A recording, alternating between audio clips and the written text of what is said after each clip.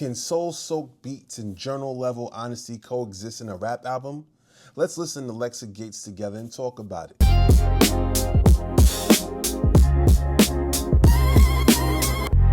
What's going on, y'all? It's your man Lighthouse, and you're now tuned into another episode of Everything for Everybody. And today we'll be talking about Lexa Gates' new album, I Am. But real quick, before we get into the proceedings this evening, I just dropped a new single called Unconditional on all streaming platforms. Here's a snippet. Check it out.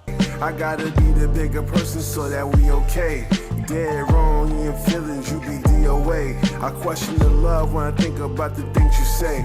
You don't consider how I feel, thoughts are trying to build.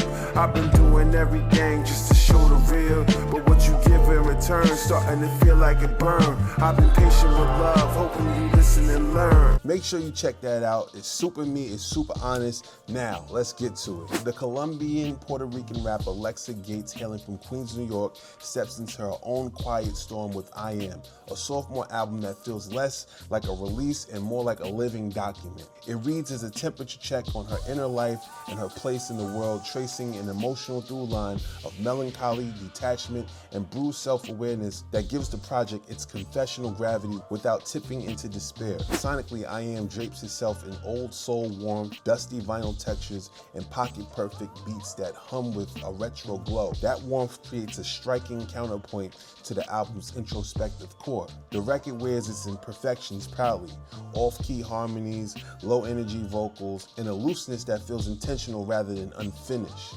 Instead of polishing away the cracks, Gates leaves them visible, letting vulnerability become the album's defining aesthetic.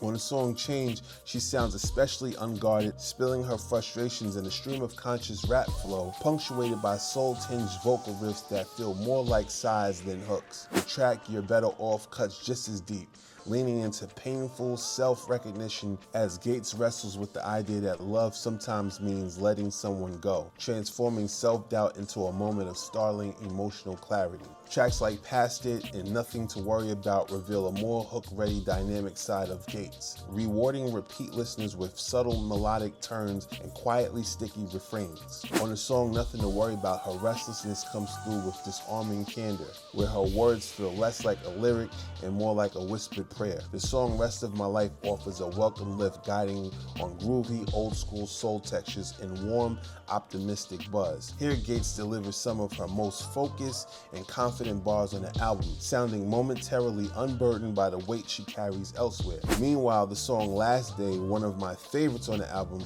lands as one of I Am's most poignant reflections. She raps, "Everyone's going through it in their own way. Hopefully today's better than the last day, cause every day could be your last day." Even at its heaviest, the album never feels stagnant. It moves slowly but deliberately towards a light. Ha, get it? Light?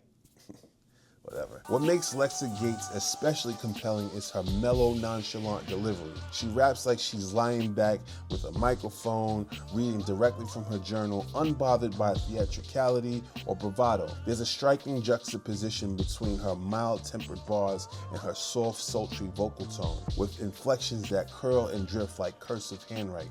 At moments, to me, her timbre evokes an Amy Winehouse-like warmth, but minus the British accent and filtered through a rapper's sensibility. Not that Gates can't sing, she can, in a raw, unrefined way, but it's that very lack of polish that makes her voice feel organic and honest. But she can sing, she can actually sing. Like, I'm not saying she can't sing.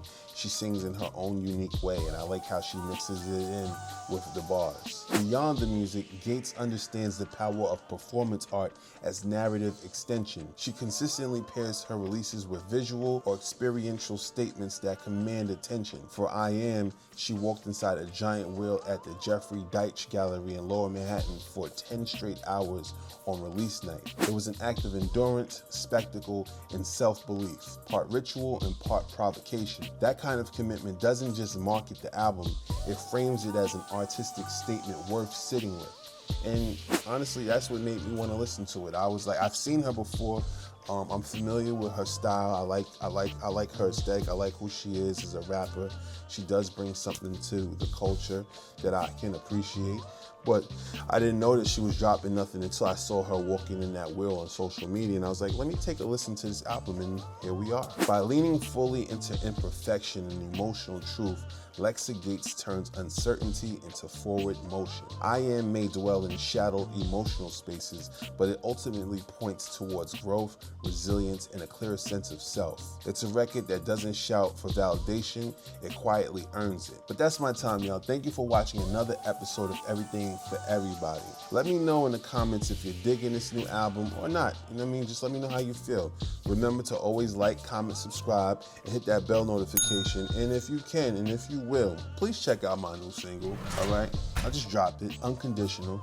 You know what I'm saying? I'm being honest. I'm getting into my field. I'm talking to the ladies, you know what I'm saying?